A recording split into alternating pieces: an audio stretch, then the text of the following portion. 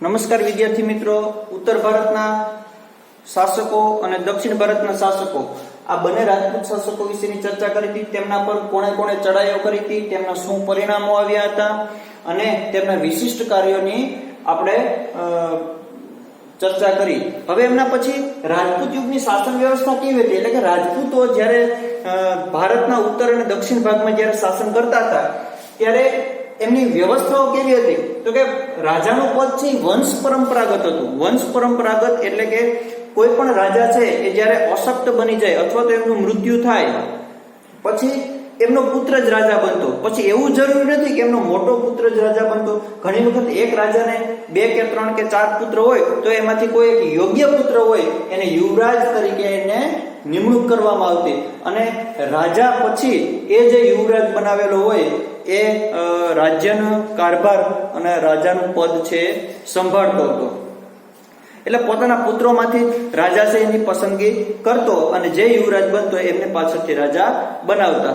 હવે ઘણી વખત એવું બનતું કે રાજાશાહીમાં આવો જ નિયમ હતો કે રાજાનો પુત્ર જ રાજા બને, પણ રાજાશાહી વ્યવસ્થા જ્યારે આપણા દેશમાં હતી તો ત્યારે કાશ્મીરમાં યશસ્કર ની પસંદગી છે એ બ્રાહ્મણોની સભાએ કરી હતી. એટલે એનો મતલબ એવો થયો કે એ સમયે પણ એક લોકશાહી જેવું એક સમય હતો કે જેમાં પસંદગી કરવામાં આવતી. કેમ આજે છે આપણા દેશમાં લોકશાહી છે કે આપણે 5 વર્ષ માટે આપણા નેતાને ચૂંટીએ છીએ એને મત આપીને, તો એ લોકશાહી છે.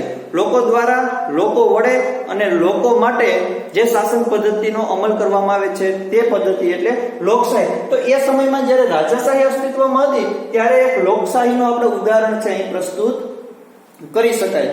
અને એ સમયે મહત્વના 2 મંત્રીઓ હતા. એક છે એ અમાત્ય અને સચિવો. બંનેનું કામ અલગ અલગ હતું. અમાત્યનું કામ છે એ કોઈ પણ મંત્રણા કરવાનું, કોઈ પણ નિર્ણય છે લેવાનું, રાજનીતિ કરવાનું, રાજકારણ કરવાનું અને પોતાના પ્રદેશમાં કોઈ પણ નિર્ણય છે, પછી કરવેરાનો નિર્ણય હોય, પાણીનો પ્રશ્ન હોય, જમીનનો પ્રશ્ન હોય, ઉદ્યોગ ધંધા ખેડૂતોનો પ્રશ્ન હોય કે યુદ્ધનો પ્રશ્ન હોય, સરહદનો પ્રશ્ન હોય, તો આ બધું જ કામ છે કોઈ પણ નિર્ણય લેવાનું કામ છે અમાત્ય કરતા. અને સચિવો છે એને સુલેહ આપવાનું કામ કરતા. એટલે કે કોઈ પણ જે નિર્ણય લેવામાં આવે મંત્રી દ્વારા, અમાત્ય એટલે મંત્રી, મહા અમાત્ય એટલે મહામંત્રી અને એમની ઉપર રાજા હોય છે.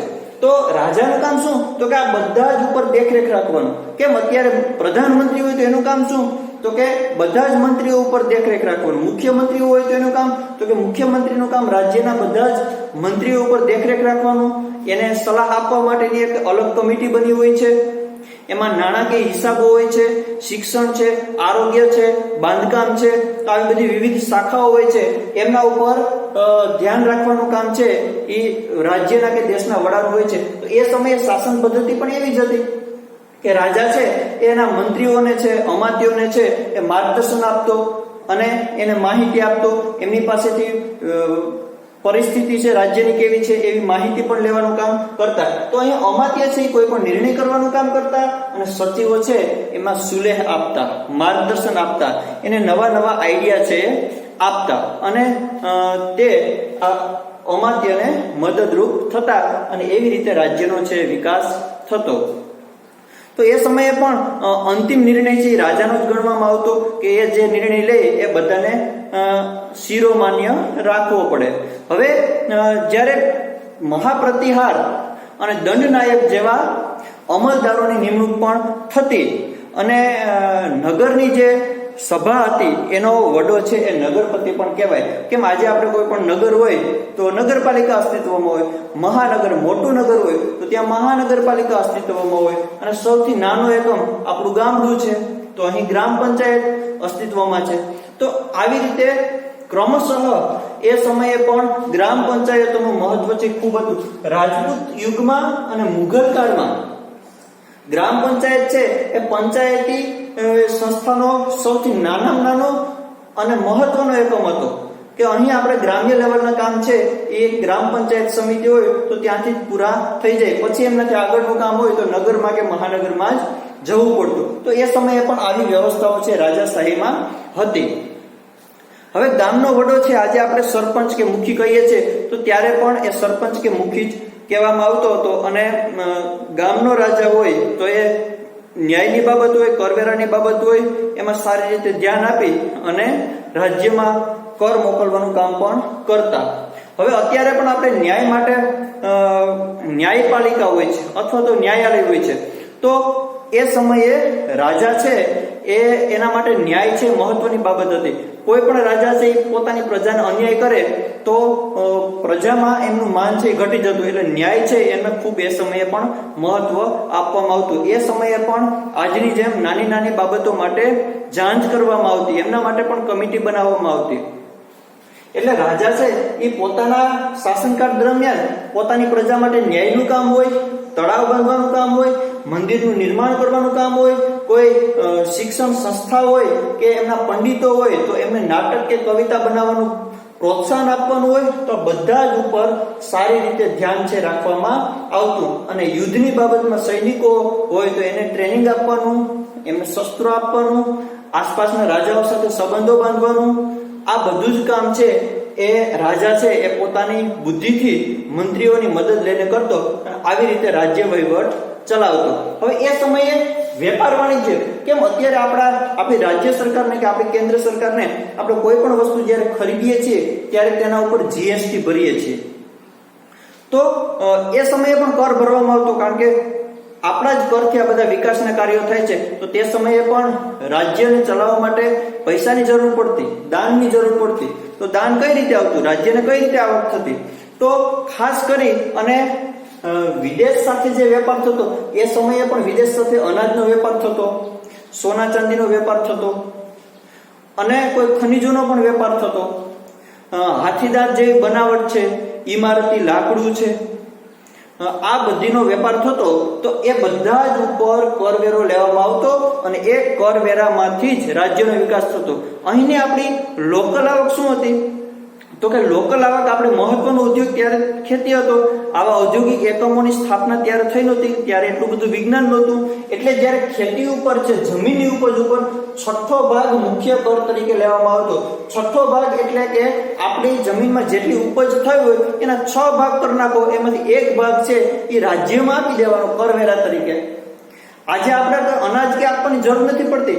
આજ તો ઓલરેડી કોઈ પણ વસ્તુ આપણે જ્યારે દુકાનેથી કે કોઈ સંસ્થાઓ પાસેથી ખરીદીએ છીએ ત્યારે જે કંપની એ વસ્તુ બનાવતી હોય છે એનો ટેક્સ સીધો જ સરકારને જાય છે.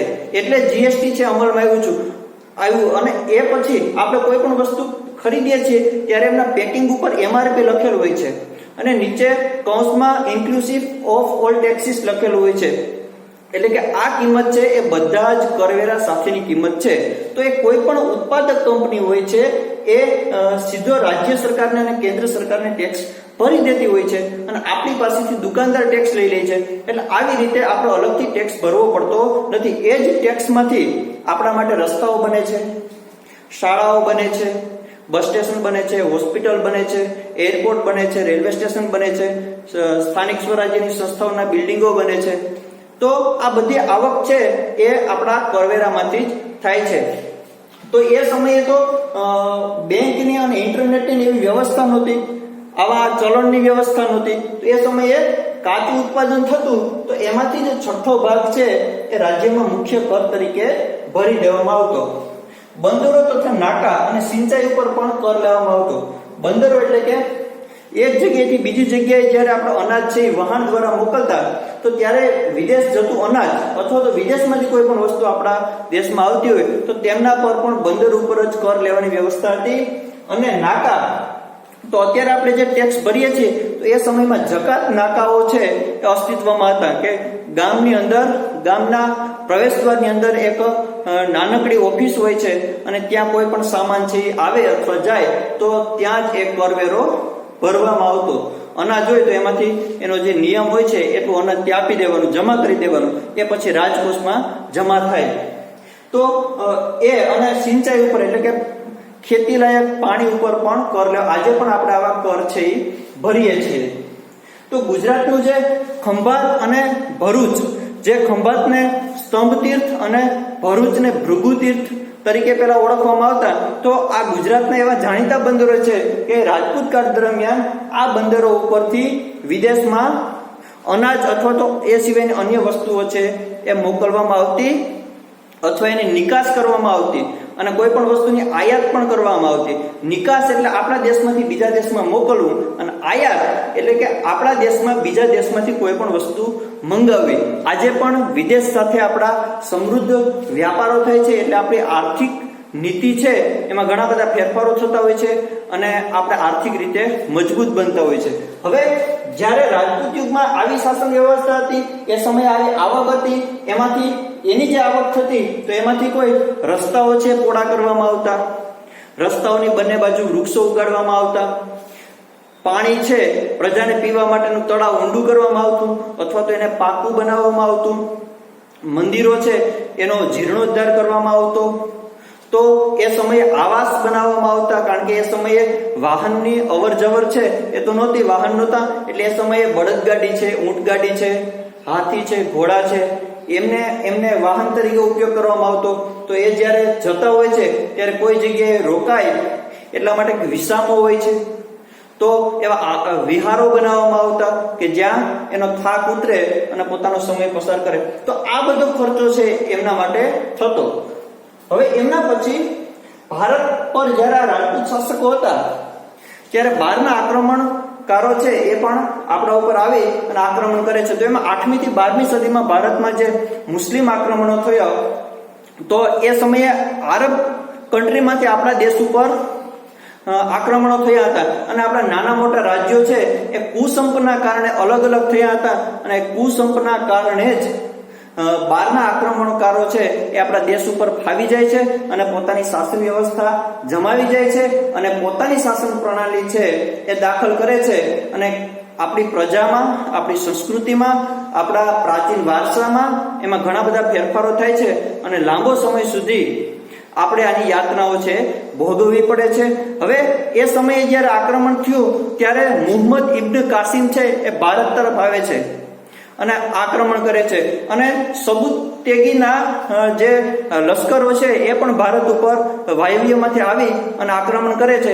એ સિવાય જ્યારે ગુજરાતમાં સોલંકી વંશના શાસકોનું શાસન ચાલતું હતું ત્યારે મોહમ્મદ ગજની, જે અફઘાનિસ્તાનના આસપાસનો જે ગજ પ્રાંત છે, તો ત્યાંથી છે એ ભારત તરફ 16-17 વખત આક્રમણ કરે છે. અને એ જ્યારે આક્રમણ કરે છે ત્યારે બધી જ લડાઈઓ મોટે ભાગે જીતે છે. અને જ્યારે 1000 વર્ષ પહેલા જ્યારે ગુજરાતના સોમનાથ ઉપર આક્રમણ થાય છે ત્યારે ગુજરાતમાં સોલંકી વંશનું શાસન ચાલતું હતું, ત્યારે સોમનાથને લૂંટીને જતો રહે છે અને આવી રીતે એ આક્રમણ કરવામાં આવી જાય છે. 1025માં એ સોમનાથ ઉપર ચડાઈ કરે છે અને જેમ ચડાઈ કરતો જાય એમ પોતાને પ્રોત્સાહન મળતું જાય છે કે આ દેશમાંથી તો હું જીતી શકું એમ છું, અહીં તો હું શાસન કરવાને લાયક છું. અહીંના રાજાઓ છે એ એનામાં કાબેલિયત નથી, એનામાં સંપ નથી, એનામાં એકતા નથી. તો અહીંયા જેમ યુદ્ધ કરવા માટે અથવા તો કંઈ જીતવા માટે નીકળે છે ત્યારે તેને ભારતની બધી પરિસ્થિતિથી વાકેફ થઈ જાય છે અને અહીં ચડાઈ કરવા માટે પોતાને જ પ્રોત્સાહન છે મળે છે. તો મોહમ્મદ ગજની છે એ ભારતમાંથી અઢળક સંપત્તિ લઈ અને પોતાના પ્રદેશમાં છે લઈ જાય છે.